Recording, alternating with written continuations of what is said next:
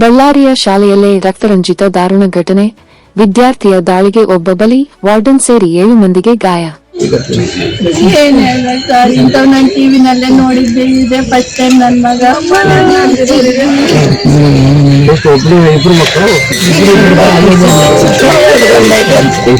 ಬಳ್ಳಾರಿ ನಗರದ ಹೊರವಲಯದ ತಾಳೂರು ರಸ್ತೆಯಲ್ಲಿರುವ ಗುರುಕುಲ ಕಾನ್ಸೆಪ್ಟ್ ಸ್ಕೂಲ್ನಲ್ಲಿ 7 ಮಾರ್ಚ್ 2026 ರಂದು ಶನಿವಾರ ತಡರಾತ್ರಿ ಸಂಭವಿಸಿದ ಭೀಕರ ಘಟನೆಯೊಂದು ರಾಜ್ಯದ ಶಿಕ್ಷಣ ವಲಯದಲ್ಲಿ ಆತಂಕ ಮೂಡಿಸಿದೆ.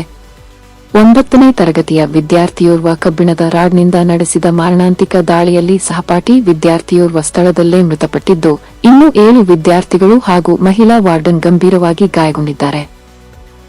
ಲಭ್ಯವಾದ ಮಾಹಿತಿಯ ಪ್ರಕಾರ ಶಾಲೆಯ ವಸತಿ ನಿಲಯದಲ್ಲಿ ಶನಿವಾರ ರಾತ್ರಿ ವಿದ್ಯಾರ್ಥಿಗಳ ಮಧ್ಯೆ ಕ್ಷುಲ್ಲಕ ವಿಚಾರವಾಗಿ ಮಾತಿನ ಚಕಮಕಿ ನಡೆದಿದೆ.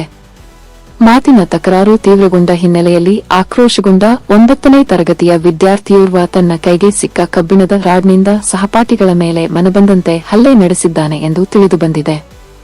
ದಾಳಿಯ ತೀವ್ರತೆಯಿಂದ ಒಬ್ಬ ವಿದ್ಯಾರ್ಥಿ ತಲೆಗೆ ಗಂಭೀರ ಗಾಯಗೊಂಡು ಸ್ಥಳದಲ್ಲೇ ಮೃತಪಟ್ಟಿದ್ದಾನೆ. ಘಟನೆಯಲ್ಲಿ ಉಳಿದ 7 ವಿದ್ಯಾರ್ಥಿಗಳು ತೀವ್ರವಾಗಿ ಗಾಯಗೊಂಡಿದ್ದಾರೆ.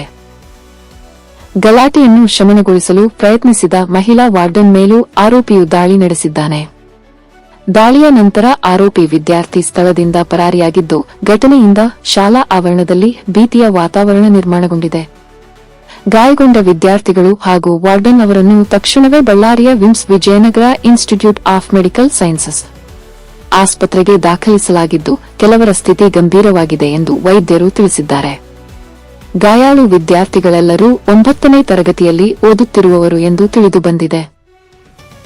ಘಟನೆಯ ಮಾಹಿತಿ ತಿಳಿದುಕೊಂಡ ತಕ್ಷಣ ಬಳ್ಳಾರಿ ಗ್ರಾಮೀಣ ಠಾಣೆಯ ಪೊಲೀಸರು ಸ್ಥಳಕ್ಕೆ ಭೇಟಿ ನೀಡಿ ಪರಿಶೀಲನೆ ನಡೆಸಿದ್ದಾರೆ.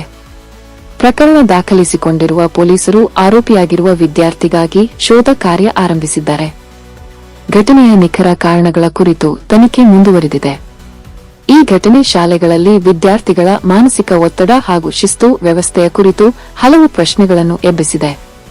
ಪಾಲಕರು ಮತ್ತು ಸ್ಥಳೀಯರು ಈ ಘಟನೆಗೆ ತೀವ್ರ ಆಕ್ರೋಶ ವ್ಯಕ್ತಪಡಿಸಿದ್ದು, ಘಟನೆ ಕುರಿತು ಸಮಗ್ರ ತನಿಖೆ ನಡೆಸಿ ಸೂಕ್ತ ಕ್ರಮ ಕೈಗೊಳ್ಳಬೇಕು ಎಂದು ಆಗ್ರಹಿಸಿದ್ದಾರೆ.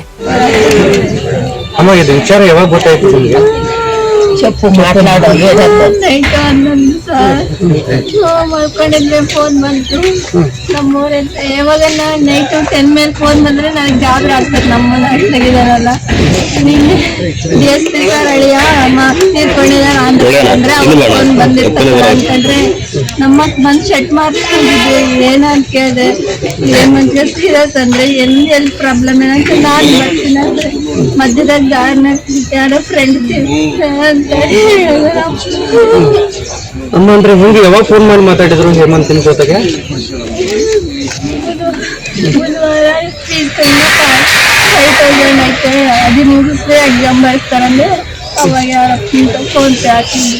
ಬುಧವಾರ ಲಾಸ್ಟ್ ಸರ್. ಹೆಂಗಿದಮ್ಮ ಓದೋದ್ರಲ್ಲೆಲ್ಲ? ಮಾಮೂಲು ಸರ್, ನನಗೆ ఇష్ట ಇಲ್ಲ ಅಲ್ಲಿ ఓదక్క. మీరు డబ్బులు వేస్ట్ చేస్తారు అంటే తెలుగు డబ్బులు వేస్ట్ చేస్తారమ్మా. హాస్టల్లోనే ఏం బాగాలేదు, ఫుడ్ బాగాలేదు, చదువు కూడా మంది చెప్పరు. నాకు ఇష్టం లేదు చదువు, ఊర్లోనే ఉంటాను అంటే నీకేమి పని చేసే చేత కదపా, వద్దు చదువుకో నీ ఇష్టమమ్మా, నాకు చదువు ఇష్టం లేదు, నేను ఇంట్లోనే ఉంటాను, ఆంధ్రాలోనే చదువుతాను, హాస్టల్లో ఉన్నాను. వద్దప్ప తమ్ముడు కొట్లాడతారు అట్లే ఉంది అంటే. ಈಗ ಗೊತ್ತೇ ಆಗಿದೆ ಈ ತರ 9 ಗಂಟೆ ಮಗು ಹೊಡೆಯೋದಂದ್ರೆ ಸಾಮಾನ್ಯ ವಿಚಾರ ಅಲ್ಲ. ಏನ್ ಹೇಳ್ತೀರಮ್ಮ ಇದ್ರ ಬಗ್ಗೆ? ಏನ್ ಹೇಳ್ಬೇಕು ಸರ್, ಇಂಥವ್ ನಾನು ಟಿವಿನಲ್ಲೇ ನೋಡಿದ್ದೆ. ಇದೆ ಫಸ್ಟ್ ಟೈಮ್ ನನ್ನ ಮಗ. ಒಬ್ರು ಇಬ್ರು ಮಕ್ಕಳು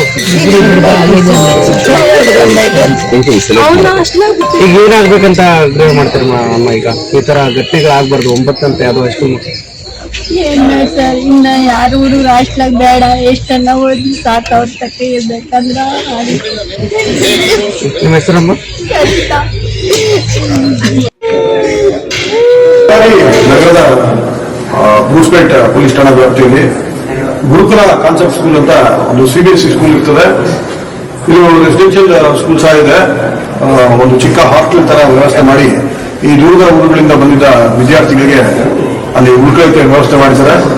ಈ ದಿನ ರಾತ್ರಿ ಸುಮಾರು 9 ಜನ ವಿದ್ಯಾರ್ಥಿಗಳು ಅಲ್ಲಿ ಅವರ ಒಂದು ಶಿಕ್ಷಕಿ ಬ್ಲೆಸ್ಸಿ ಅಂತ ಸೋಷಿಯಲ್ ಸ್ಟಡೀಸ್ನ ಶಿಕ್ಷಕಿಯವರ ನಿಗಾವಣೆಯಲ್ಲಿ ಅಲ್ಲಿ ಇವತ್ತು ಇದ್ದಾಗ ಒಬ್ಬ ಅಪ್ರಾಪ್ತ ವಯಸ್ಸಿನ ವಿದ್ಯಾರ್ಥಿ ಸಡನ್ಲಿ ಒಂದು ಫಿಟ್ ಆಫ್ ರೇಂಜ್ ತರ ಆಗಿ ಒಂದು ಹರಿತವಾದ ವಸ್ತುವಿಂದ ರ್ಯಾಂಡಮ್ ಆಗಿ ಎಲ್ಲರ ಮೇಲೆ ಹಲ್ಲೆ ಮಾಡಿ ಇದರಲ್ಲಿ 7 ಜನ ಗಾಯಾಳುಗಳು.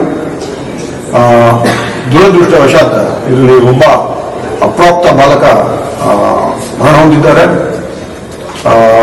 ಇದ್ರ ಬಗ್ಗೆ ಈಗಾಗಲೇ ನಾವು ಏನು ನಮ್ಮ ಬಳ್ಳಾರಿಯ ಬಿಮ್ಸ್ನ ಟ್ರಾಮಾ ಕೇರ್ ಸೆಂಟರ್ ವಿಸಿಟ್ ಮಾಡಿ ಈ ಬ್ಲೆಸ್ಸಿಯನ್ ಅವ್ರನ್ನ ನಾವು ಅವರ ಹೇಳಿಕೆ ಪಡೆದು ಏನಾಗಿದೆ ಅಂತ ಒಂದು ಪ್ರಾಥಮಿಕ ತನಿಖೆ ನಾವು ಮಾಡಿದ್ದೇವೆ. ಹಾಗೆ ನಮ್ಮ ಸೋಕೋ ಟೀಮು, FSL ಟೀಮ್ಸ್ ಎಲ್ಲ ಸ್ಥಳದಲ್ಲಿ ಹಾಜರಿದ್ದಾರೆ. ಇದೊಂದು juvenile use in conflict with law ಅಂತ ನಾವು ಪರಿಗಣಿಸಬೇಕಾಗುತ್ತೆ ಕಾನೂನಿನ ಅಡಿಯಲ್ಲಿ. ಹಾಗಾಗಿ ಸ್ವಲ್ಪ ಸೆನ್ಸಿಟಿವ್ ಆಗಿ ನಾವು ತನಿಖೆಯನ್ನು ನಾವು ಜುವೆನೈಲ್ ಜಸ್ಟಿಸ್ ಆಕ್ಟ್ ಪ್ರಕಾರ ನಾವು ಏನು ಸೇಫ್ ಗಾರ್ಡ್ಸ್ ಇದೆ ಅಕ್ಯೂಸ್ಡ್ಗೆ ಆ ಪ್ರಕಾರ ನಾವು ಮಾಡಬೇಕಾಗುತ್ತೆ. ಹೆಚ್ಚಿನ ವಿವರಗಳನ್ನ ನಾವು ತಿಳಿಸ್ಲಿಕ್ಕೆ ಬರೋದಿಲ್ಲ. ಅದು ಬಿಟ್ಟರೆ ನಾನು ಏನು ಈ ಅನ್ಫಾರ್ಚುನೇಟ್ ಇನ್ಸಿಡೆಂಟ್ ನಲ್ಲಿ ಪ್ರಾಣ ಕಳ್ಕೊಂಡ ಆ ಹುಡುಗನ ಪೇರೆಂಟ್ಸ್ವರೆಗೂ ಸಹ ನಾವು ಮಾತಾಡಿದ್ದೇವೆ. ಅವರಿಂದನೂ ಸಹ ನಾವು ವಿವರವಾದ ಹೇಳಿಕೆಗಳನ್ನು ಪಡಿತೇವೆ. ಮುಂದಿನ ತನಿಖೆ ಮುಂದುವರಿಸ್ತೇವೆ. ಶಾಲೆಗೆ ಸಹ ನಾನು ಭೇಟಿ ನೀಡಿದ್ದೇನೆ. ಸಮಗ್ರವಾದ ತನಿಖೆ ನಾವು ಮಾಡಿಸ್ತೀವಿ. ಸಮಗ್ರವಾದ ತನಿಖೆ ನಾವು ಮಾಡಿ ಸೂಕ್ತ ಏನು ನ್ಯಾಯಾಲಯಗಳಿದೆ ಇದಕ್ಕೆ ನ್ಯಾಯಾಲಯಗಳಿಗೆ ನಾವು ವರದಿಸುತ್ತೇವೆ.